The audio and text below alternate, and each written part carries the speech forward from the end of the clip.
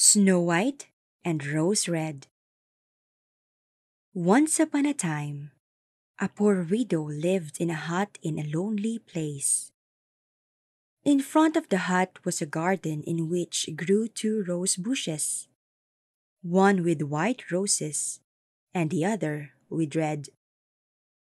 The widow had two daughters just like the two rose bushes, and they were called Snow White and Rose Red. The girls were very kind and obedient, and everyone who met them thought they must be the nicest girls in the world. Rose Red loved to run through the fields and the meadows, picking flowers and chasing butterflies. But Snow White preferred to stay with her mother at home, helping her with the housework and reading to her when the work was finished. The sisters loved each other so much that they always held hands when they left the house and vowed that they would never be parted as long as they lived. They often walked in the forest picking fruit. The animals never hurt them. They trusted the girls so much that they would walk up to them. The hare ate clover from their hands. The deer grazed beside them. The elk danced around them, and the birds perched on the branches above them, singing beautiful songs to the girls. If they stayed late in the forest and it became too dark to find their way home, they would sleep side by side in the moss until the next morning. Their mother knew they were safe there and never worried about them. One time, when they had spent the night in the forest, they awoke at dawn and saw a beautiful child in a bright white dress standing in front of them. She looked at them kindly but said nothing, and then she disappeared into the forest. When the girls looked around, they discovered that they had been sleeping at the very edge of a cliff. They would certainly have fallen in if they had walked just two more steps in the darkness. Their mother was sure that the child must have been the guardian angel of good children. Snow White and Rose Red kept their mother's hut so clean that it was always a pleasure to look at. In the summer, Rose Red did the housework every morning before her mother awoke. Then she would place a bunch of flowers beside her bed, in which there was one rose from each bush. In the winter, Snow White lit the fire and hung the kettle on the pot hanger. This big copper kettle glittered like gold in the firelight because she had polished it so well. In the evening, when the snow fell, their mother would say, "Snow White, bolt the door, please." Then they sat by the fireside. Their mother put her glasses on and read to the children from a big book, and the two young girls spun wool while they listened. Their pet lamb slept at their feet and behind them. On its perch slept a white turtle dove, with its head tucked under its wing. One night, when they were all sitting peacefully together, there was a knock at the door. "Rose Red, open the door quickly," said her mother. "It might be a traveler who is looking for shelter." Rose Red pulled back the bolt, expecting to see a poor man, but, to her great surprise, a bear put his big head through the doorway. Rose Red screamed and jumped back. The lamb began bleeding, the turtle dove started fluttering about, and Snow White hid behind her mother's chair. Then the bear began to speak. "Don't be afraid. I won't do you any harm. I am half frozen, and I only want to warm myself a little." "Poor bear," said the mother. "Lie down near the fire, but be careful not to burn your fur." Then she said, "Snow White, Rose Red, come here, my children. The bear will not hurt you." So they both came closer. Little by little, the lamb and the turtle dove also approached and were not afraid of him any longer. Then the bear said, My children, would you mind brushing the snow off my fur? So they went to get the broom and cleaned the bear's fur. Then he stretched out the fire, rumbling gently with comfort and pleasure. The girls soon felt so sure of the bear that they began to tease their large guest. They pulled his fur with their hands, put their little feet on his back, rolled him from side to side, patted him with a stick, and burst out laughing when he growled. The bear let them play, but if it became too rough, he said, Children, leave me in peace. Snow White, Rose Red, don't kill your sweetheart. When it was bedtime and the girls were asleep, their mother said to the bear, You stay the night there, near the fire, and God will watch over you. The next morning the two girls let the bear go when he asked, and he went back into the forest, shuffling through the snow.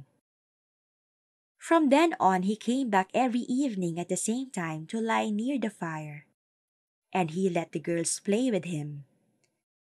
They were so used to him by now that they did not bolt the door anymore until after their friend came in. When spring arrived and everything outside was green again, the bear said to Snow White one morning, Now I have to leave you. You will not see me in the summer. Where are you going, dear bear? Asked Snow White. I have to go into the forest to protect all my treasures from the bad gnomes, he replied. In the winter, when the land is completely frozen, the treasure is safe, for they have to stay under the ground. Now the sun has warmed the ground, they can make holes and get out. Everything they lay their hands on is taken back to their caves and never seen again. Snow White opened the door for him, but she was very sad because he had to leave.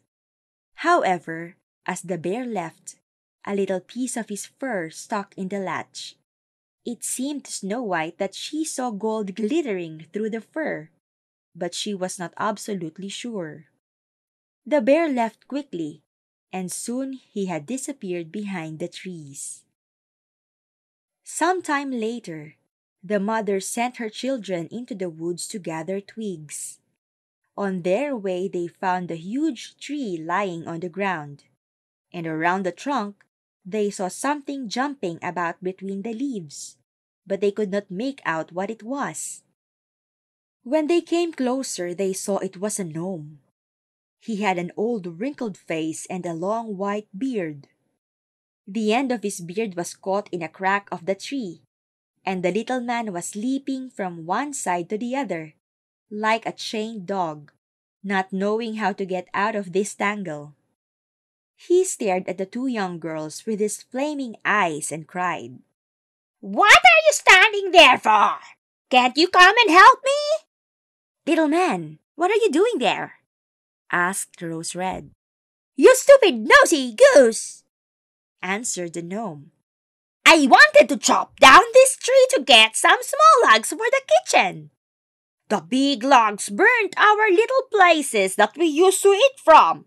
Since we are not as greedy as you, I drove the wedge in with my axe, but the wedge was too shiny. It flew straight out and the crack closed so quickly that I had no time to pull out my beautiful white beard. Now I am stuck. Don't laugh at me, you naughty girls! Oh, you are very unkind! The children tried with all their might to pull the beard out of the tree, but it was impossible. It was completely stuck. I will go and find someone else to help us, said Rose Red. You stupid lamb, grumbled the gnome. What good would that do? There are already two of you here, and that is far too many. Can't you think of anything better? Be patient, exclaimed Rose Red. We will find a solution. She took a pair of scissors from her pocket and cut the beard where it was caught. As soon as the gnome was free, he snatched up a bag filled with gold that was hidden between the roots of the tree. He hugged it tightly and moaned, "Oh, what horrible scissors that dare to cut the end off my fine beard! I hope the devil will get you, you wicked girls!" Then he swung the bag on his back and was off, without even thanking the children. Another day, later in the summer, Snow White and Rose Red decided to go fishing. When they arrived at the bank of the stream, they saw what they thought was a grasshopper jumping at the side of the water. They ran towards it and recognized the gnome. "What are you doing?" asked Rose Red. "Do you want to jump into the water?" "I am not stupid," answered the gnome. "Can't you see that fish trying to drag me into the water? Oh, it is an enchanted fish, and I cannot break free of it."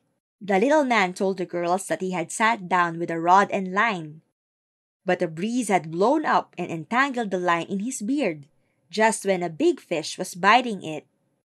He wasn't able to pull it back since the fish was much stronger. The gnome tried to grab the blades of grass and rushes, but all in vain, and now he was in danger of being pulled into the water. The two girls arrived just in time. They pulled at the line and tried to release the beard, but they had no more luck than the gnome. The beard and cord were quite entangled in each other. At last, the only thing they could think of to do was take the scissors and cut the beard, which made it much shorter. When the gnome saw this, he started to cry. "Do you have to be so stupid? Wasn't it enough to cut the end of my beard? Now you have taken the best part away from me, and I am too embarrassed to go back to my friends. I hope you will get the punishment you deserve." Then the ungrateful gnome picked up a bag filled with pearls that was hidden in the reeds and, without saying another word, he disappeared behind a stone. A few days later, their mother sent the two young girls into town to buy some thread, needles, braid, and ribbon. The path led across a field scattered with big rocks. On their way, they saw an eagle hovering overhead. Suddenly, as they watched, it swooped down behind the rock. Just as they were wondering what the big bird had spotted there, they heard a loud and piercing shriek. The girls ran towards the noise and saw that the eagle had grabbed their old friend the gnome and was trying to fly away with him. The children quickly caught hold of the gnome's jacket and held on tight. The eagle flapped, the gnome hauled, and the children struggled and pulled. Eventually, the effort became too much for the eagle, who had to give up and let go of its prey. When the gnome had recovered from the shock, he screamed with all his might. "Couldn't you have handled me a little more carefully? You have pulled so hard on my little jacket that it is torn to shreds! You horrible, clumsy girls!" Then he picked up a bag filled with precious stones and slipped under the rock into his cave. The young girls were used to his ungratefulness by now. They carried on towards the town to do their shopping, thinking no more about the horrid little man. However, on their way back across the fields, they again met the gnome. He was gloating over his hoard of precious stones, and had not expected anyone to pass by at that time of the evening. The sunset made the stones sparkle, and the sight was so beautiful that the girls stopped to look. "What are you staring at with your monkey faces?" snapped the gnome when he saw them. His pale face became as red as fire, and he began to shout more insults at them, in the hope that they would decide to go away. All of a sudden there was a terrible roar, and a black bear came running from the woods. The terrified gnome tried to hide, but the bear was too fast for him, and quickly caught him with his huge paws. Then he started squealing and howling. "Dear Mr. Bear, spare me! I will give you all my treasures. Look at the beautiful stones I have here. Don't kill me.